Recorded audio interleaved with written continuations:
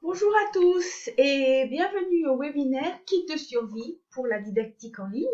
Je me présente, je suis Catherine Matelot, consultante pédagogique FLE aux éditions Eli. La communication, aujourd'hui est devenue surtout pour la communication en ligne, est devenue un aspect fondamental de nos contextes d'enseignement. Et aujourd'hui, j'aimerais vous transmettre un message positif, car aujourd'hui, nous avons heureusement la chance d'avoir à notre disposition des moyens technologiques et des ressources numériques infinies. Alors, rentrons dans le vif du sujet. La Covid-19 aujourd'hui, et bien évidemment, a bouleversé notre vie, et ceci donc dans le monde entier. Pendant quelques mois, donc suivant des périodes, suivant les pays, beaucoup d'entreprises ont été confrontées à une période de stagnation, et plusieurs secteurs donc ont dû modifier leur façon de fonctionner. L'éducation, bien évidemment, elle aussi a été touchée par la pandémie. Et j'imagine donc que dans vos pays respectifs, on a également introduit un confinement ou encouragé à l'auto-isolement et que les écoles sont passées donc presque totalement à l'enseignement en ligne. C'est le cas donc en Italie où je travaille. Pour l'instant, nous avons peu de données, mais disons que donc surtout sur les réelles conséquences de cette période dans le monde de l'enseignement. Mais selon une enquête auprès du corps enseignant en France, donc 40% des enseignants ont vécu cette période de façon difficile du point de vue professionnel, mais ils ont déclaré donc s'être adaptés durant le confinement. 60% d'entre eux, donc selon cette enquête, ont répondu donc que cette expérience a profondément, donc 60% ça fait vraiment beaucoup, a profondément modifié donc leur façon de voir leur activité professionnelle habituelle. Dans ce webinaire, je voudrais donc tirer un bilan des pratiques enseignantes pendant le confinement, voir quels enseignements tirer de cette expérience. Ensuite, essayer d'entrevoir les enjeux pour l'avenir et enfin, vous donner des outils et des ressources pour améliorer vos pratiques à distance en mode hybride ou en présentiel. Donc voyons d'abord les nouveaux contextes d'enseignement à l'heure actuelle et voyons un petit peu en ce qui concerne surtout l'enseignement à distance, quels sont les avantages et les inconvénients de cette pratique d'apprentissage. Alors voyons d'abord les avantages. Les avantages donc plus de flexibilité car les cours en ligne permettent de caser les horaires là où on le souhaite dans son emploi du temps. Surtout en ce qui concerne donc les personnes qui travaillent, cela leur permet donc de gérer leur temps et de suivre leur formation quand ils le désirent. Cela donc permet de décider à quel moment on est disponible et à quel moment on veut étudier. Cela n'est bien évidemment pas possible en présentiel car le présentiel nécessite un horaire prédéfini et un endroit fixe. Les cours en ligne vous donnent donc le temps de vous gérer pour apprendre.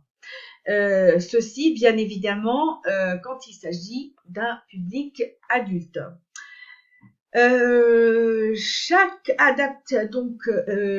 L'enseignement en ligne permet une adaptation à tous les rythmes. Donc, chaque apprenant, cela donne la possibilité aux apprenants donc de travailler à leur propre rythme et de façonner des formations en fonction donc du niveau du public.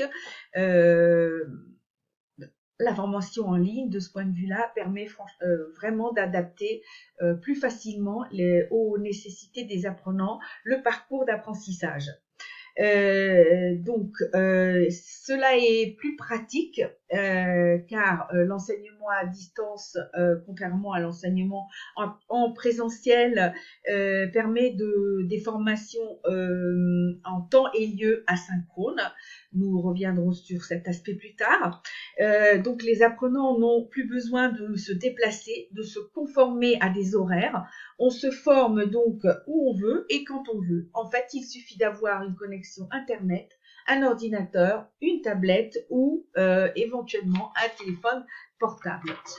L'e-learning, comme on l'appelle souvent, permet aussi un gain de temps formidable et disons que l'enseignement en ligne permet donc de créer des parcours d'apprentissage à distance qui reposent désormais sur des supports variés, bien plus agréables pour les apprenants, plus ludiques. On peut utiliser donc de différentes ressources telles que des vidéos, des formats interactifs, des podcasts, recourir à des forums, des questionnaires interactifs, des présentations agréables, etc. Il est aussi désormais aujourd'hui, il est aussi possible aujourd'hui, pour des personnes qui n'en avaient pas la possibilité auparavant, pour des questions de moyens, pour des questions de lieu de résidence ou d'autres raisons personnelles, il est possible pour beaucoup aujourd'hui de suivre leur formation, la formation de leurs rêves, car ils peuvent rester chez eux en s'inscrivant à des formations en ligne et cela donne beaucoup d'opportunités à beaucoup de personnes qui n'en avaient pas la possibilité auparavant.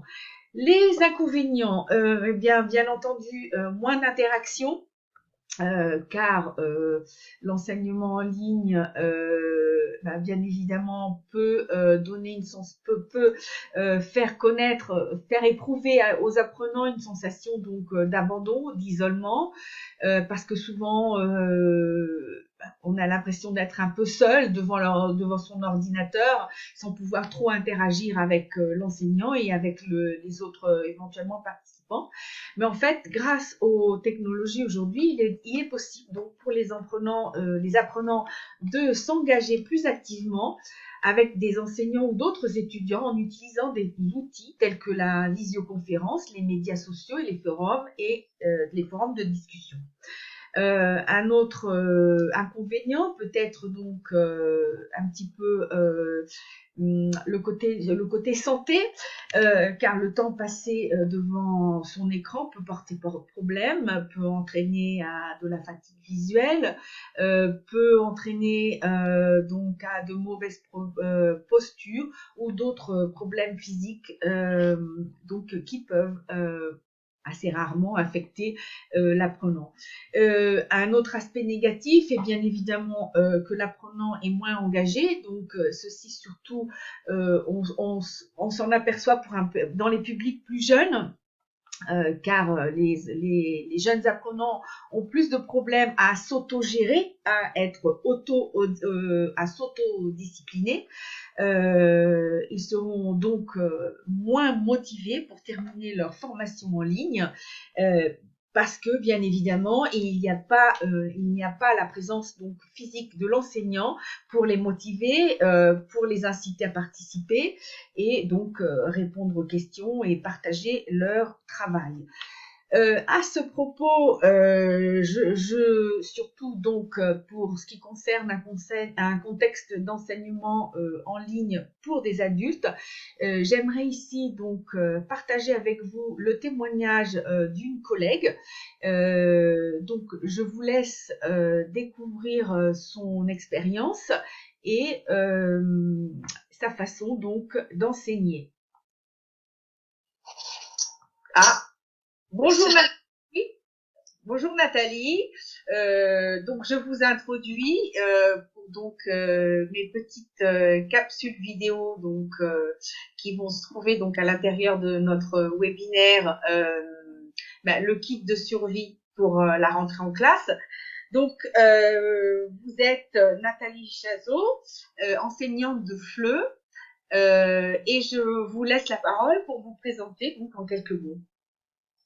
Oui, bonjour Catherine, bonjour à tous. Donc effectivement, je m'appelle Nathalie Chazot. Je vis en Italie, précisément à Turin, où j'enseigne le FLE. Actuellement, j'enseigne surtout en entreprise, donc à un public essentiellement adulte. Je collabore aussi avec l'Alliance française comme examinatrice pour le DELF. Donc ça fait une vingtaine d'années à peu près que je suis en Italie et que j'enseigne le FLE. J'ai été confrontée à la didactique à distance, notamment en cette période de confinement, ce qui a remis un petit peu en question effectivement ma méthode d'enseignement que j'ai dû revoir un petit peu.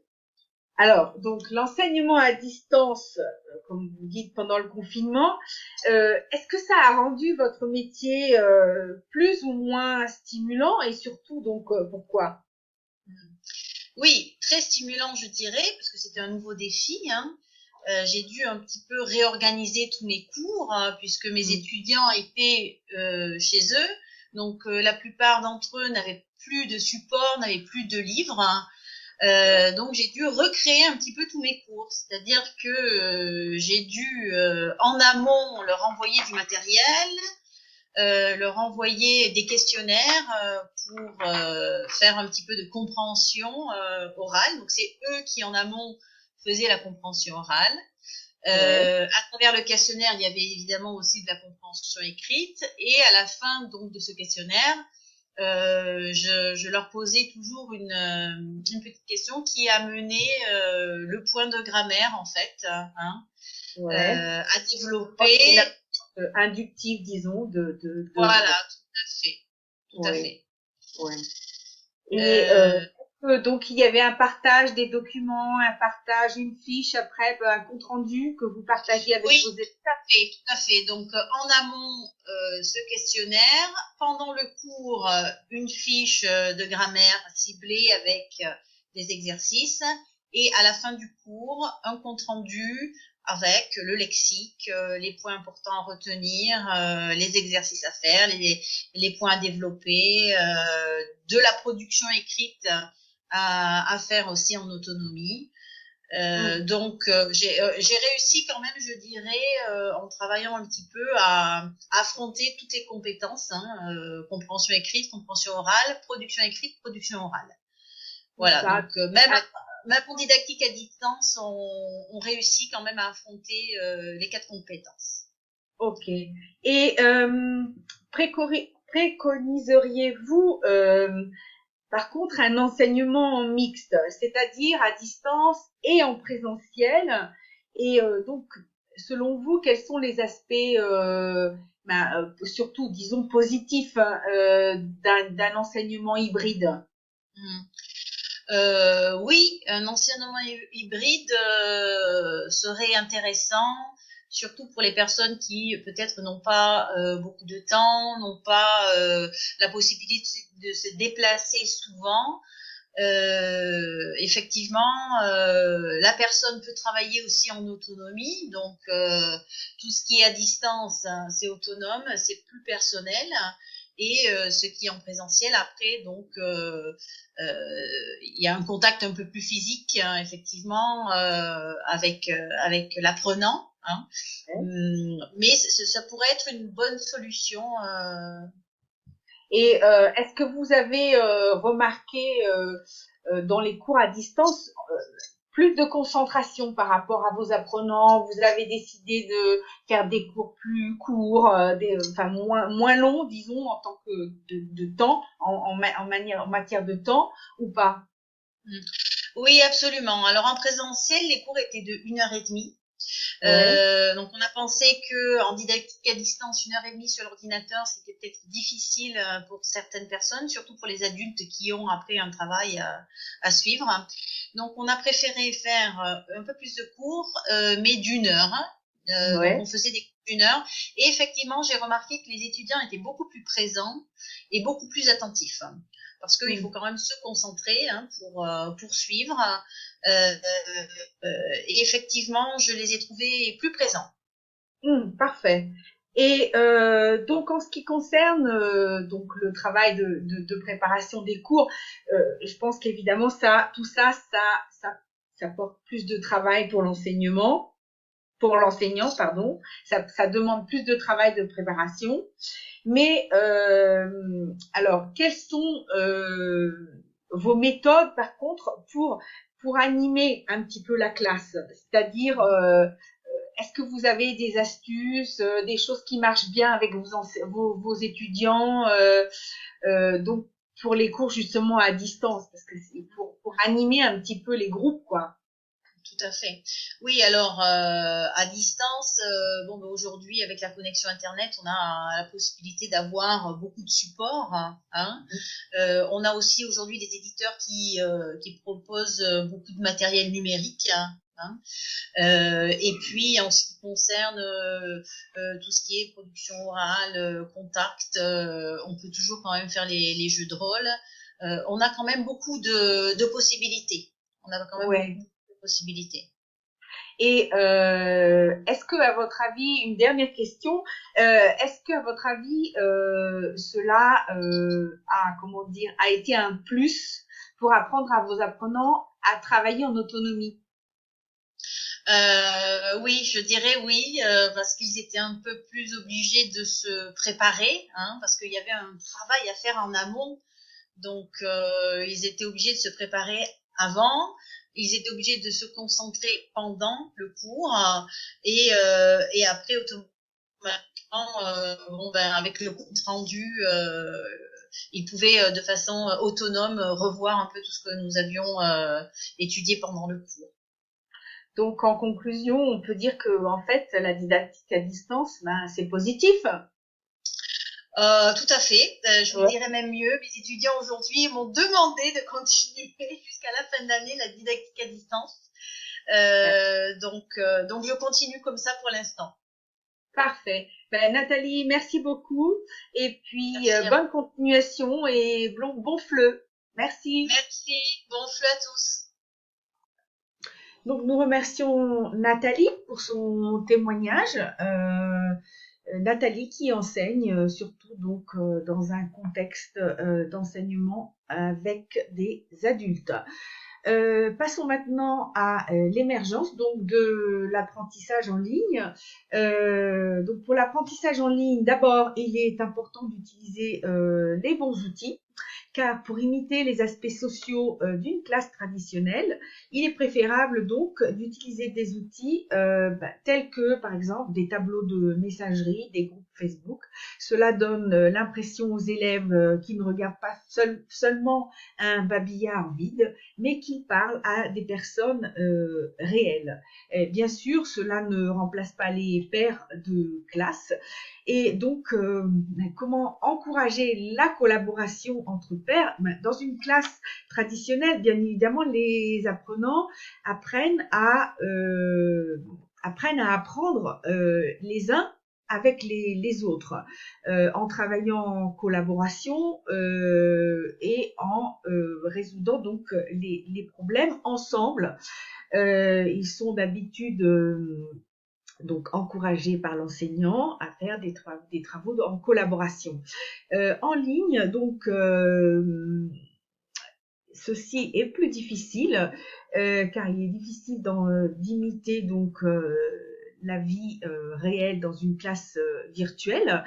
Mais un aspect positif donc de l'apprentissage en ligne, c'est que cela permet donc aux enseignants une rétroactivité précise et claire donc sur la façon dont l'apprenant interagit avec le matériel.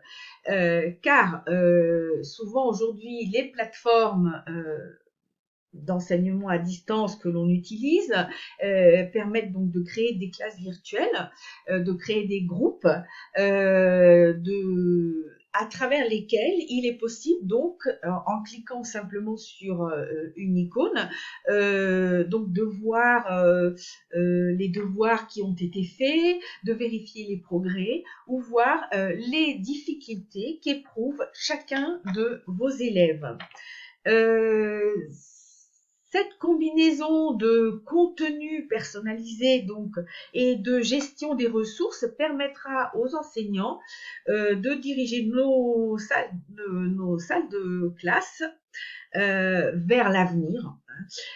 Pour l'instant, il est bien évident que cela demande plus de travail et cela apporte plus de stress car nous devons encore apprendre à tirer le mieux des nouvelles technologies et surtout apprendre à les exploiter au maximum de leur potentiel.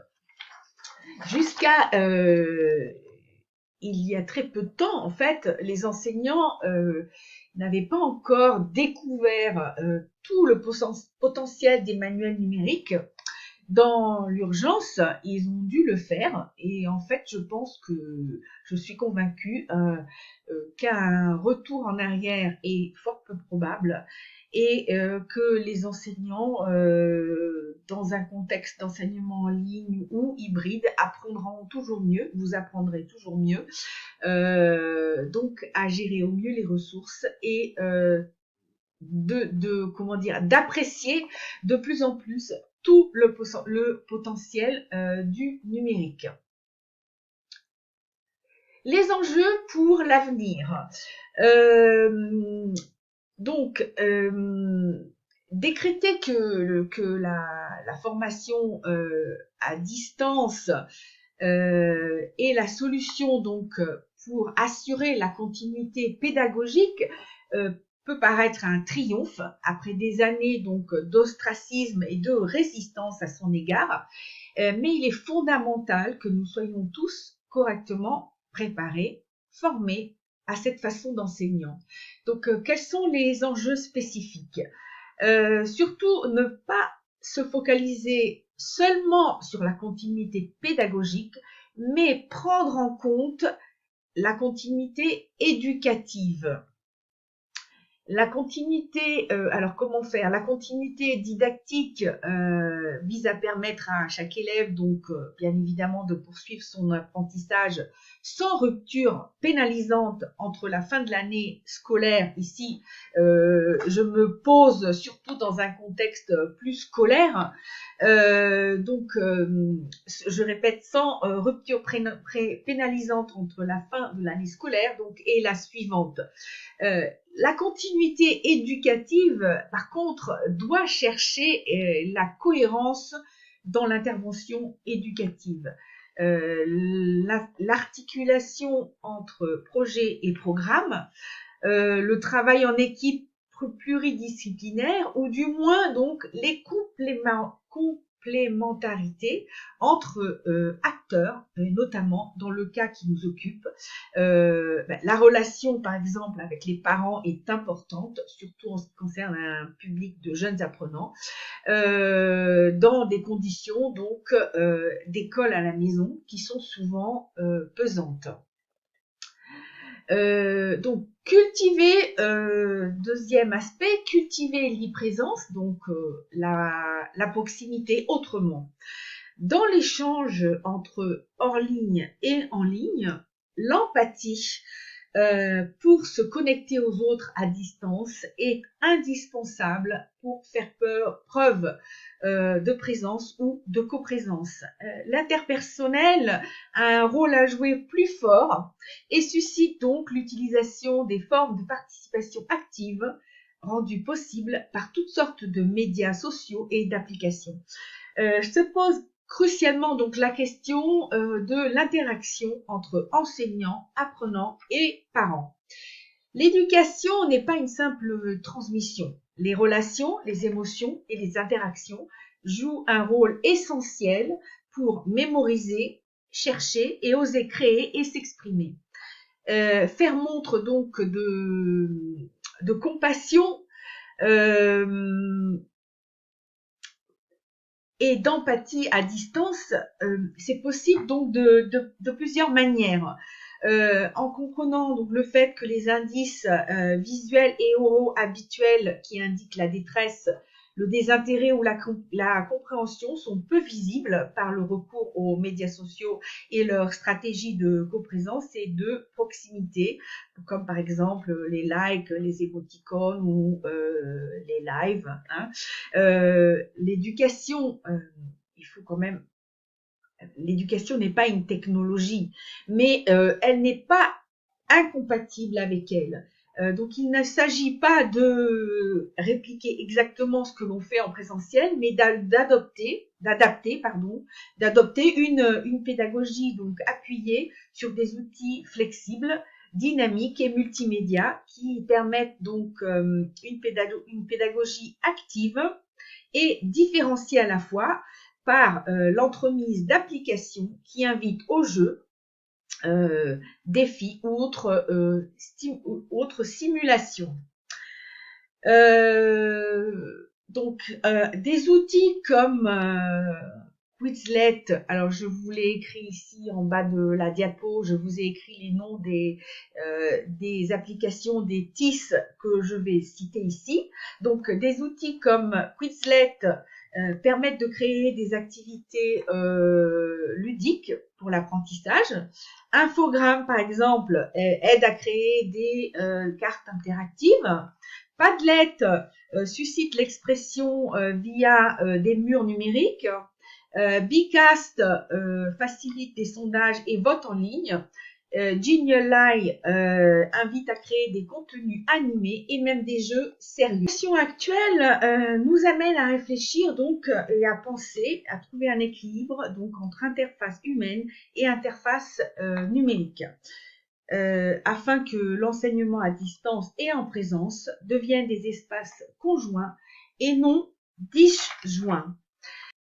Aujourd'hui, il faut réaliser que beaucoup de nos cours en présence sont menés par défaut, par habitude, par routine, par héritage et prise de relais d'un collègue à un autre.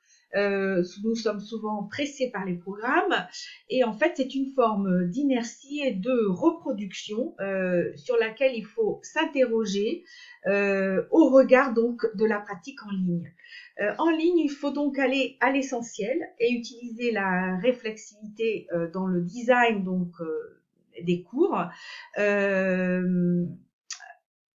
pour pouvoir éventuellement aussi penser de l'appliquer ensuite à des cours face à face.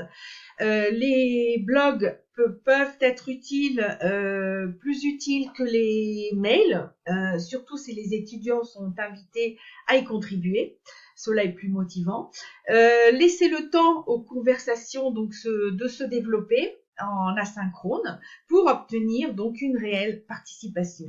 Expliquer le processus et pas seulement l'objectif final, en développant les étapes pour éviter de croire que les élèves lisent dans vos têtes et peuvent résoudre donc les incertitudes de nos consignes et de nos devoirs. Ce qui donne donc une exigence de transparence, mais aussi de progression cognitive où les étapes sont mises en place selon divers parcours. Dire le pourquoi et pas seulement le comment, faire apparaître le curriculum caché, les biais, les attentes implicites derrière le curriculum officiel, les consignes, les routines et les programmes.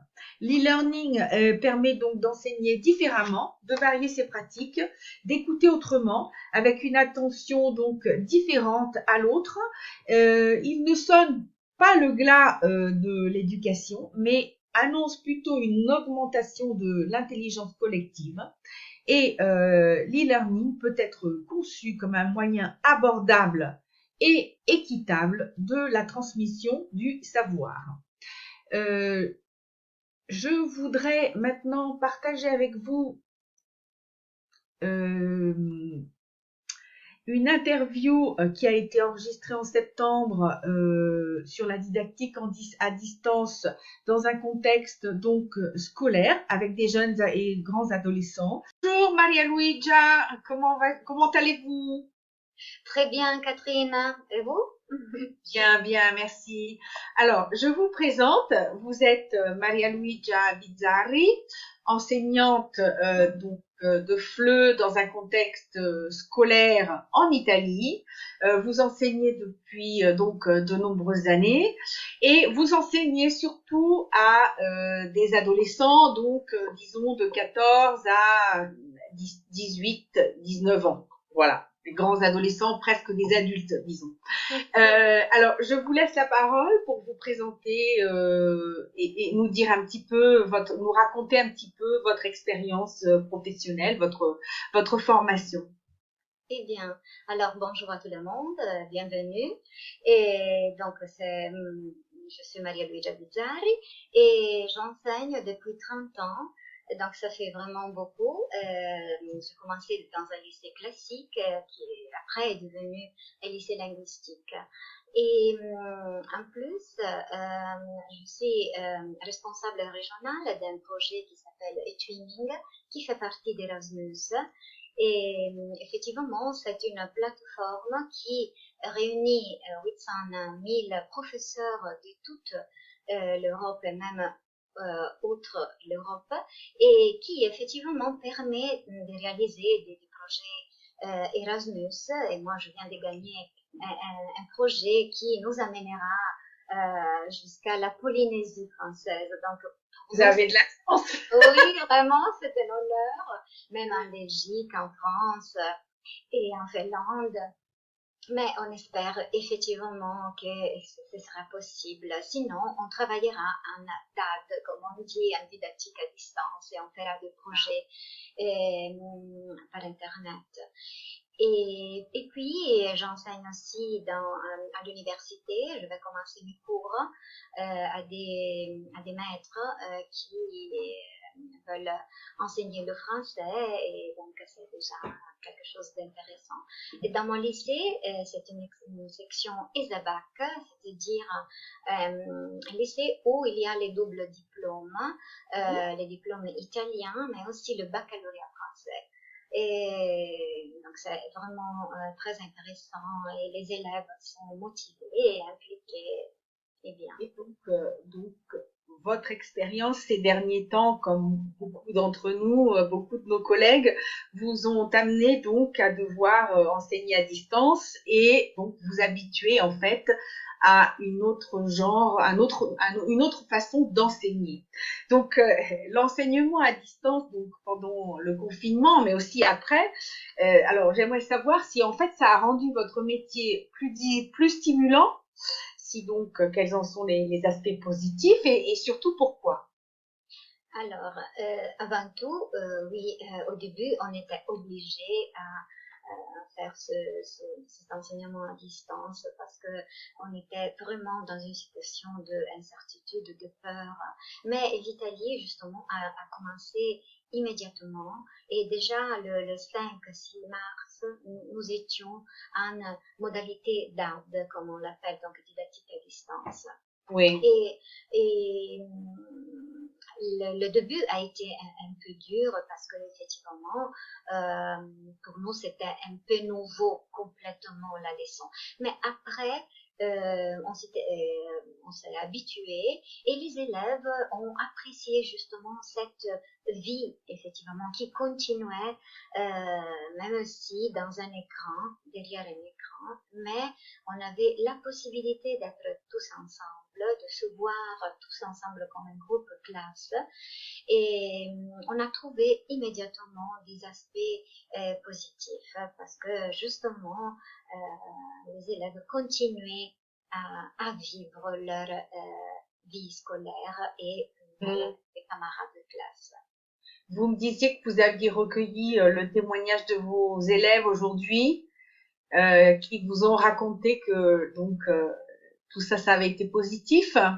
Oui, bien sûr. En effet, j'ai demandé, puisque j'ai parlé de cette interview, que et je devais faire. Et ils m'ont dit qu'effectivement, ils ont trouvé des aspects positifs dans la DAD parce que ils s'y trouvaient impliqués, ils se trouvaient aussi protagonistes des leçons puisqu'ils travaillaient, se préparaient et les jours suivants et ils faisaient une sorte de leçon comme pour les classes inversées, comme on les appelle. Donc on donnait des thèmes à approfondir et puis les élèves justement présentaient leurs travaux de façon toujours plus professionnelle, on peut dire, à la fin de l'année. Ouais, donc ils ont vraiment, au lieu de subir l'enseignement, disons comme ça, ils se sont sentis vraiment au centre de leur parcours d'apprentissage et vraiment comme acteurs de leur apprentissage. Et vous me disiez donc qu'ils ont vraiment apprécié cet aspect de la didactique à distance. Oui, bien sûr, parce qu'ils se sentaient protagonistes. C'est là, disons, surtout à un niveau d'âge un peu plus élevé parce que effectivement ils sont plus responsables, mais je dois dire et j'ai remarqué qu'effectivement cela a été très utile parce que je le trouve mûri par cette expérience parce qu'ils ont apprécié, ils ont commencé à travailler de façon responsable et donc je trouve des aspects des côtés positifs. Oui, bien sûr. Et donc, dans un contexte mixte, disons, de didactique à distance, mais aussi de présentiel, mais surtout à distance, ce qui m'intéresserait aussi comme d'apporter comme témoignage aux enseignants qui nous écoutent, c'est de savoir comment vous avez impliqué les élèves pour travailler, donc pour qu'ils s'exercent sur les 4 compétences. Alors, et justement, les 4 habilités sont indispensables, même pour les élèves qui se préparent pour les DELF, mais en général, je présentais mes cours, donc surtout les noyaux fondamentaux de la leçon, et après, ils choisissaient effectivement les thématiques à approfondir, et à la maison, ils travaillaient soit tout seuls, soit par groupe, donc à travers vraiment un travail collaboratif. Et puis, ils exposaient leurs travaux. Donc, ils ont exercé soit la compétence écrite, parce qu'ils ont et la compréhension des écrits, mais même la compréhension et l'exposition, donc au niveau de l'oral, à travers des vidéos, des écoutes et des textes à lire et à interpréter et à analyser justement.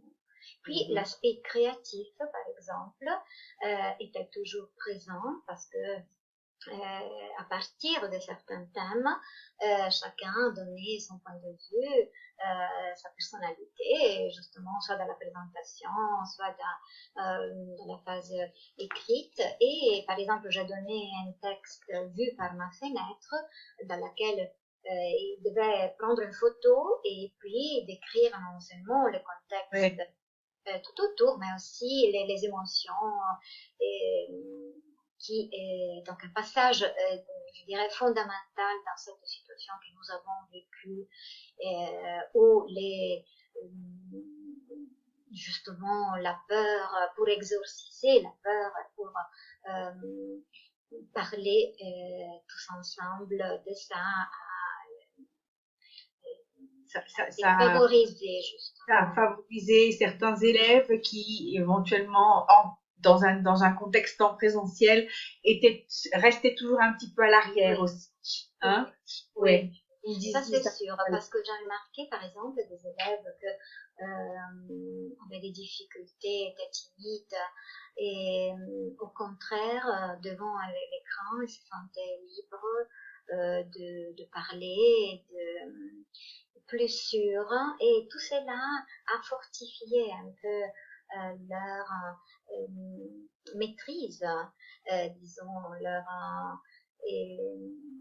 connaissance d'eux-mêmes et de leur capacité capacité, parce que effectivement, quand on s'exerce, quand on travaille, quand on vit tous ensemble, tout cela est positif pour toute la classe. On devient conscient. Alors, enfin, une dernière question. Alors, en ce qui concerne les supports, est-ce que donc la didactique à distance ou la didactique hybride vous a amené à utiliser de nouveaux supports, de nouvelles ressources par rapport à ce que vous faisiez donc dans le passé? Alors, oui, bien sûr. Mon point de départ est toujours le livre, parce que justement, ils doivent utiliser le texte qu'ils ont acheté et il y a beaucoup de matériel déjà à l'intérieur du texte.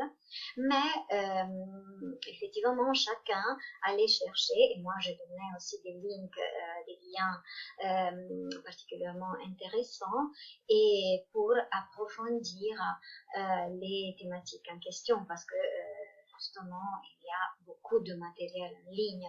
Par exemple, dans ma classe de 5e qui aura le baccalauréat cette année, j'ai montré la vidéo de Camus qui recevait le prix Nobel, dans laquelle il remerciait son maître.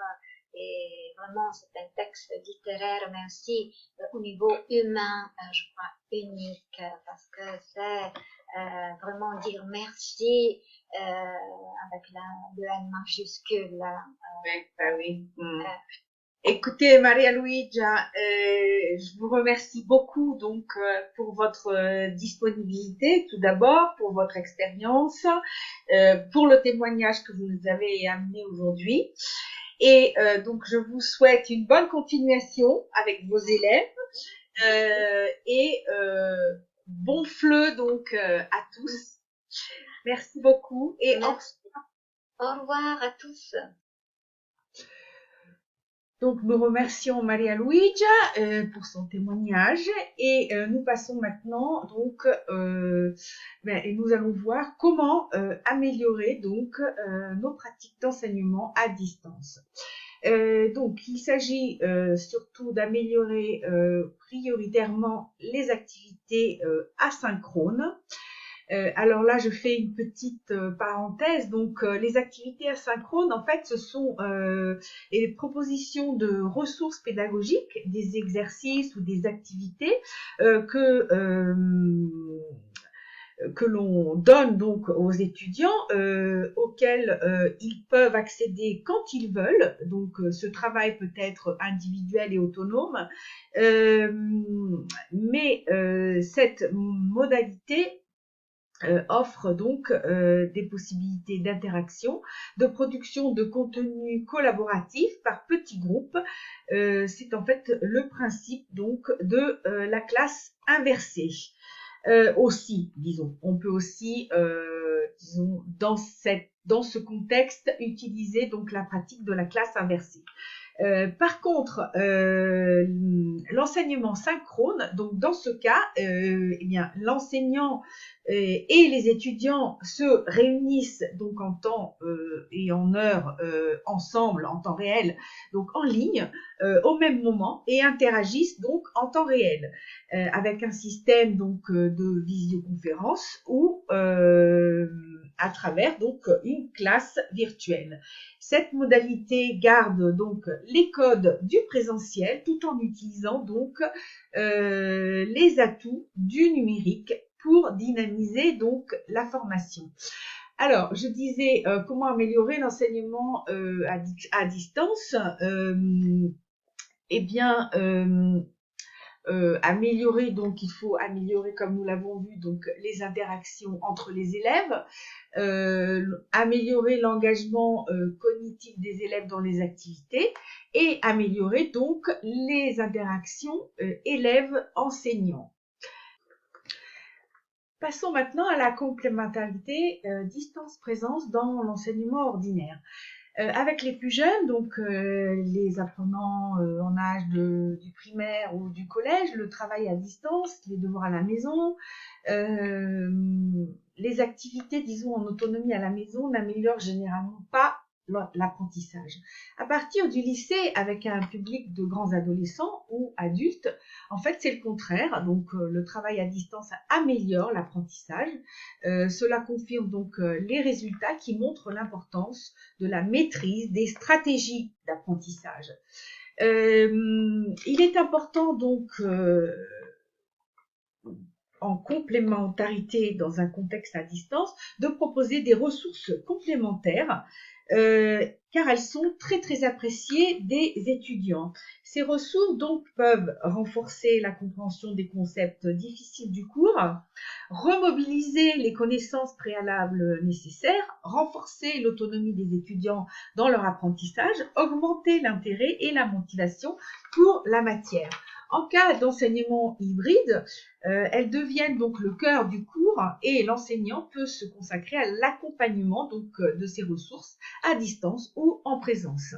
Ces ressources doivent intégrer un scénario donc pédagogique pour avoir du sens, car toute activité pour les apprenants est acceptée si elle a un sens, si elle fait partie donc d'un parcours d'apprentissage pédagogique, et ces ressources donc doivent être accompagnées de consignes d'exploitation. En ce qui concerne en particulier donc les capsules vidéo, les diaporamas commentés et d'autres types de ressources qui sont mises à disposition donc des étudiants pour approfondir leur apprentissage, il était intéressant donc disons pour la pratique, dans la pratique, disons, de voir que ces ressources dans ce genre de contexte sont disponibles à tout moment et elles offrent un réel éclairage complémentaire donc au parcours d'apprentissage.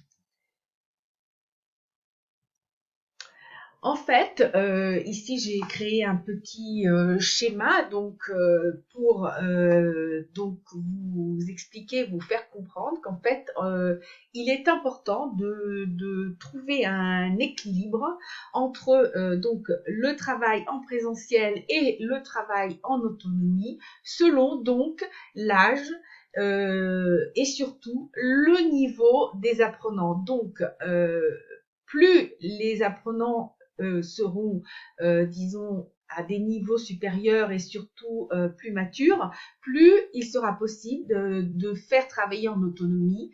Par contre, en ce qui concerne donc, comme nous l'avons vu, les jeunes apprenants en âge primaire, les jeunes apprenants du collège, le travail en présentiel, même donc à distance évidemment, sera préférable. Il est aussi intéressant donc et stimulant d'utiliser les outils numériques donc tels que les TIS. Donc ce sont des outils très utiles et motivants car ils sont ludiques, souvent très ludiques, interactifs et créatif surtout. Cela met en jeu la créativité donc des apprenants. Par exemple, avec Kogol, c'est une application. Donc je précise que ce sont toutes des applications, des TIS donc que l'on trouve sur Internet, gratuits en français. Donc il y a toujours la possibilité d'utiliser donc le FLE pour utiliser ces applications. Alors Kogol est une appli donc pour le téléphone portable, car il est intéressant aussi pour les apprenants en général, les jeunes apprenants, les jeunes adolescents, de leur faire utiliser dans leur parcours d'apprentissage leur téléphone portable. À travers Kogol, ils peuvent créer des cartes mentales, donc pour mieux mémoriser, pour une présentation en classe, etc. Mentimeter, par exemple, est une application toujours pour créer des présentations donc interactives. Taggle Word, ici, c'est une application pour créer donc des nuages de mots. Et il y en a bien d'autres. Par exemple, Quizlet permet de créer des activités, des exercices interactifs.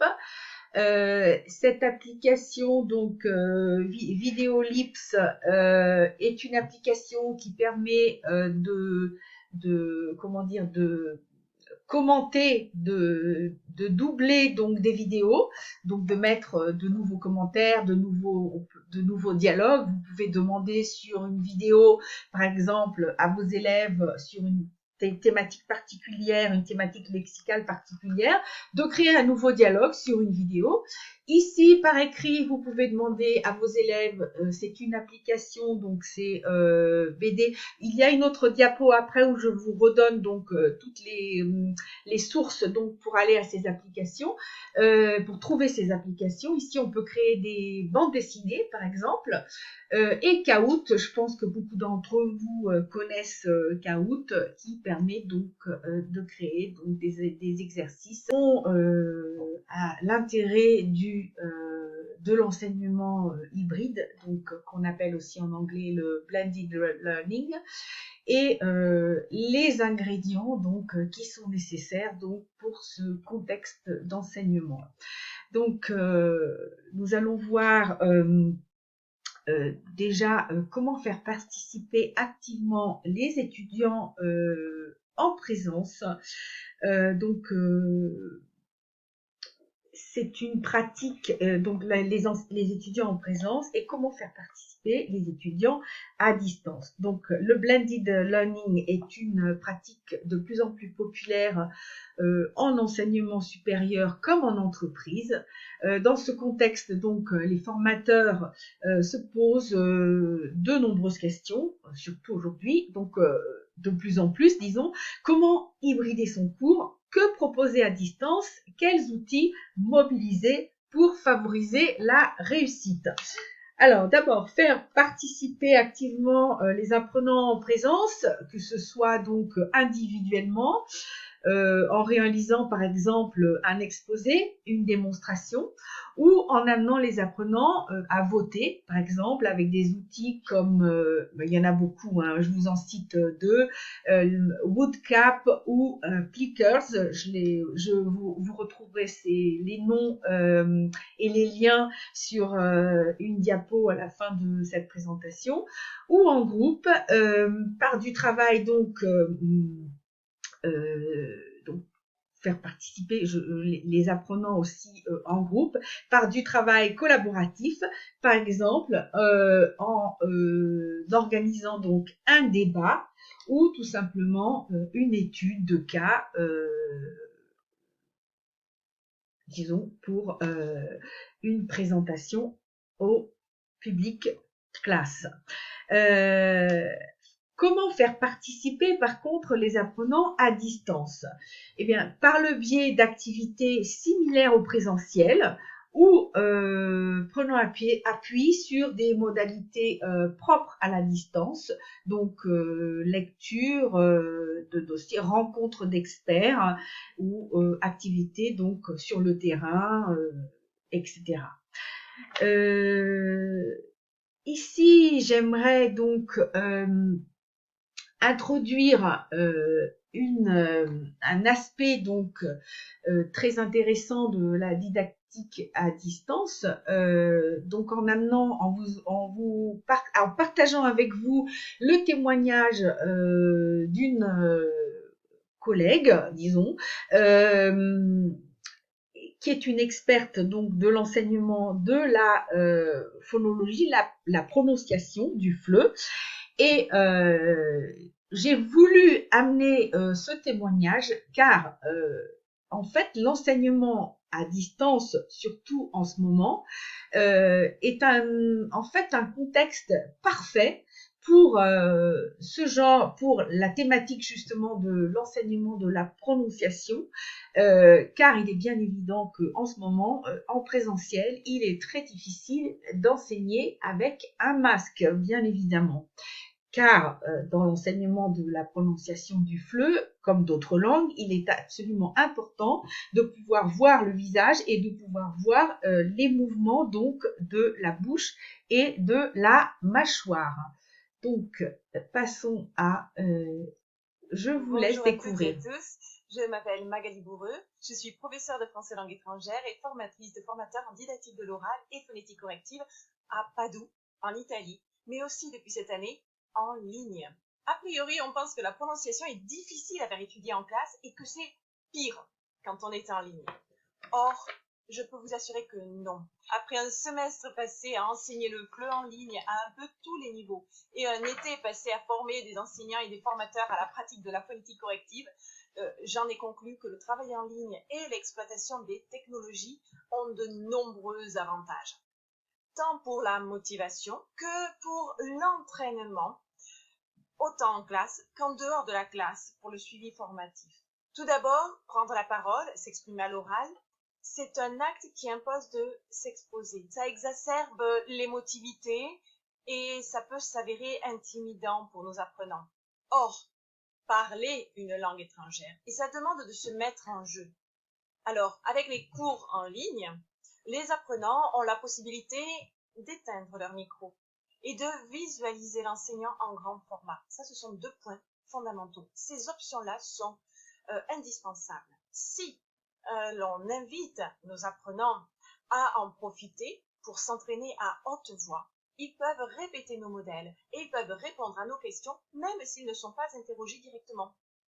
De cette manière, ils s'entendent parler et ils nourrissent la boucle audiophonatoire qui les aide à renforcer leur mémoire. Ils prennent confiance en eux et lorsqu'on les interroge, ils interagissent de manière plus naturelle. Ceci d'autant plus que les autres élèves sont peu visibles parce que si on choisit de bien visualiser l'enseignant, les autres apprenants sont réduits à l'état d'icône inoffensive. Les apprenants n'ont pas non plus la possibilité de se lancer les petits regards complices ou critiques qui pourraient déstabiliser. Et ce qui est rassurant en plus, c'est qu'ils sont eux-mêmes occupés à s'entraîner à voix haute en attendant d'être interrogés. Je voudrais vous parler d'un deuxième aspect, la visualisation en gros plan du visage et de la gestualité de l'enseignant. Ça représente un grand avantage pour le travail phonétique lui-même. On sait qu'une bonne prononciation part d'une bonne perception, d'une bonne discrimination des caractéristiques de la langue enseignée, pour nous, le français. Ça veut dire que pour obtenir une bonne prononciation, je dois entraîner la perception orale et la discrimination à partir d'activités basées sur la répétition, comme celle que propose la méthode verbotonale de correction et d'intégration phonétique à laquelle je forme les enseignants de français. Quand on travaille la phonétique, on a tendance à penser phonèmes, vocaliques et consonantiques. Or, les phonèmes sont basés sur un rythme, sur une intonation. Ils sont à l'intérieur d'un moule qui implique la micro-gestualité, la gestualité donc des lèvres, de la bouche, et la macro-gestualité, celle des mains, du corps, qui va aider à scander et à donner la juste tension. On a tout intérêt à exploiter ce mouvement, ce geste, cette visualisation qui va aider. Et en ligne, c'est encore plus visible, encore plus facile de les appréhender. La tension phonatoire nécessaire pour faire la différence entre les consonnes sourdes plus tendues et les sonores plus détendues va passer aussi par cette visualisation. Par exemple, je bois, je vois. Ou nous savons et nous avons, qui gêne parfois certains italophones. On a aussi une possibilité, en utilisant le rythme, l'intonation et la gestualité, de valoriser la clarté des phonèmes vocaliques. Par exemple, le U est plus clair que le OU. Donc, je vais dire dessus, dessous. Troisième point, c'est le travail en dehors des cours. Un des principaux problèmes que nous avons, c'est le manque d'heures à disposition pour entraîner nos apprenants. Or, nous savons parfaitement que l'apprentissage d'une langue, c'est un sport et que ça demande un entraînement régulier et fréquent. Avec la Covid, on ne peut pas demander aux apprenants de se retrouver pour travailler ensemble, mais on peut leur demander de travailler à distance ensemble et d'exploiter la technologie qu'ils aiment tant pour produire du contenu seul ou en groupe. Donc, on va leur proposer des modalités qui vont leur plaire, mais on proposera toujours une partie orale qui les stimulera à avoir une bonne prononciation. On peut par exemple les faire partir d'une vidéo déjà existante et peut-être même déjà étudiée en cours et leur faire jouer et enregistrer la scène par visioconférence. On peut leur demander de réaliser un reportage, un journal télé sur une discipline non linguistique étudiée en cours qui aura donné lieu à un écrit que vous aurez corrigé de manière à ce qu'ils s'entraînent à partir d'un document syntaxiquement, lexicalement correct. On peut ainsi décider d'enregistrer l'audio d'un document afin qu'ils aient une base pour s'entraîner. Ensuite, on leur demande de l'apprendre correctement pour le réciter avec un accent correct, ou bien de le lire. Dans le premier cas, ils devront bien entraîner leur perception auditive globale, leur mémorisation, et s'exprimer en restituant les intonations, les intentions par le rythme et l'intonation. Dans le cas de la lecture, eh bien, ils devront parvenir à résister à la tentation des habitudes de décodage orthographique de leur langue maternelle pour reconstruire celle du français.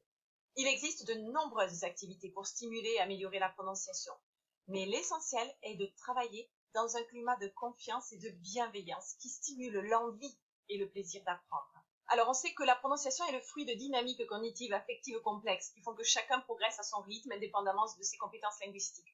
Donc, si on doit évaluer les productions orales, je vous conseille de faire en sorte que la prononciation soit considérée comme un bonus. Si on donne 1 ou 2 points en plus pour la qualité de la prononciation sur la base de l'effort fourni ou de la progression observée, on s'aperçoit que les apprenants sont encore plus motivés pour l'activité suivante et qu'ils s'entraînent bien volontiers pour offrir le meilleur, ce qui les fait véritablement progresser à plus long terme.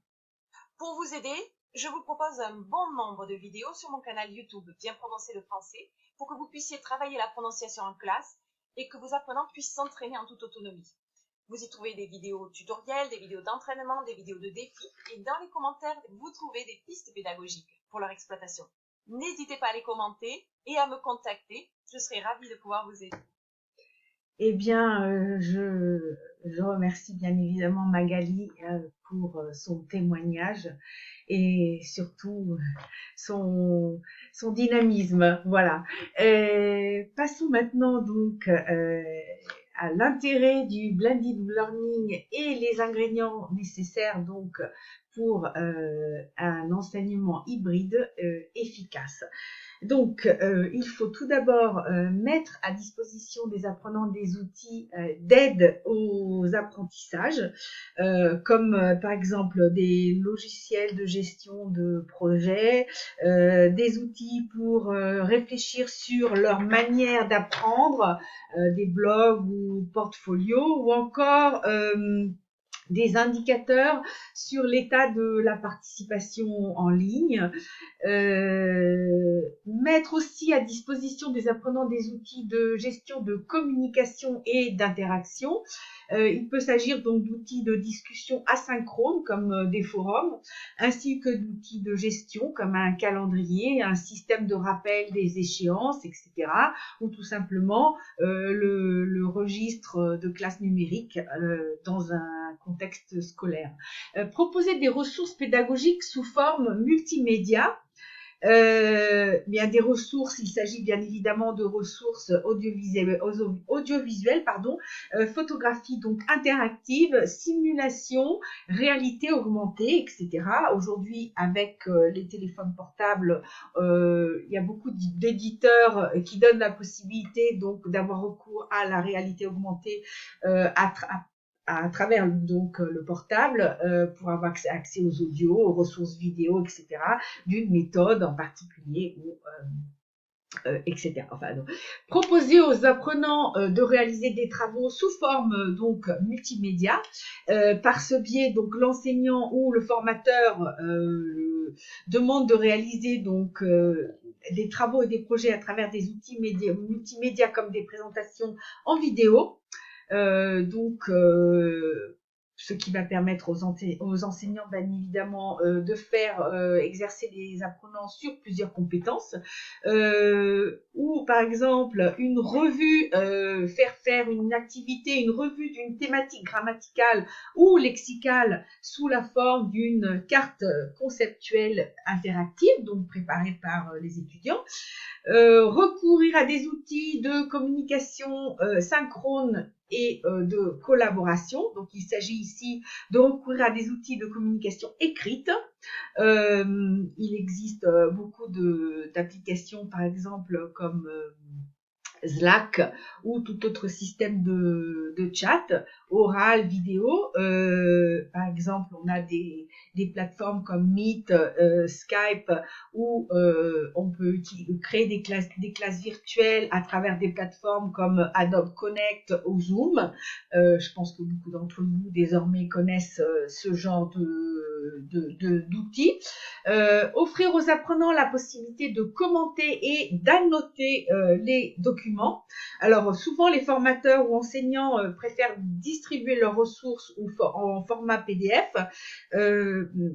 La recherche a néanmoins montré l'intérêt d'offrir la possibilité aux apprenants de commenter ou d'annoter directement les ressources écrites comme audiovisuelles. Il existe aujourd'hui pas mal de logiciels pour pouvoir permettre aux apprenants de commenter par écrit. Offrir un accompagnement méthodologique aux apprenants. Ici, il s'agit donc pour le formateur ou l'enseignant de former les apprenants aux compétences nécessaires pour la réalisation des travaux de groupe, de les soutenir dans le développement des compétences numériques nécessaires pour la réalisation, pour réaliser la formation. Développer l'apprentissage par les pairs, donc l'apprentissage collaboratif. Il s'agit d'amener les apprenants à se soutenir entre eux, répondre à des questions d'autres étudiants, faire des démonstrations de certains outils pour aider et donc pour solliciter donc le travail collaboratif.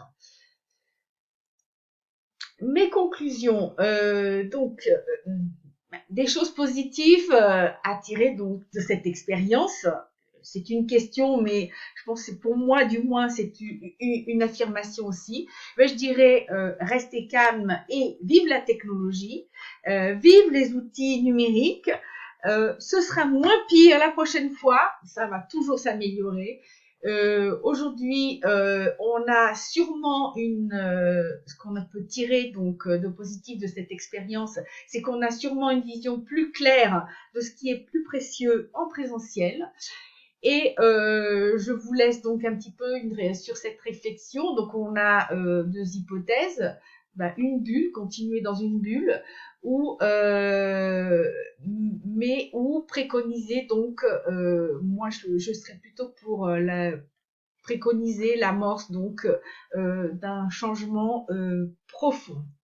Donc ici, vous allez retrouver quelques liens pour avoir accès donc aux ressources TIS que j'ai proposées dans cette présentation et dans ce webinaire.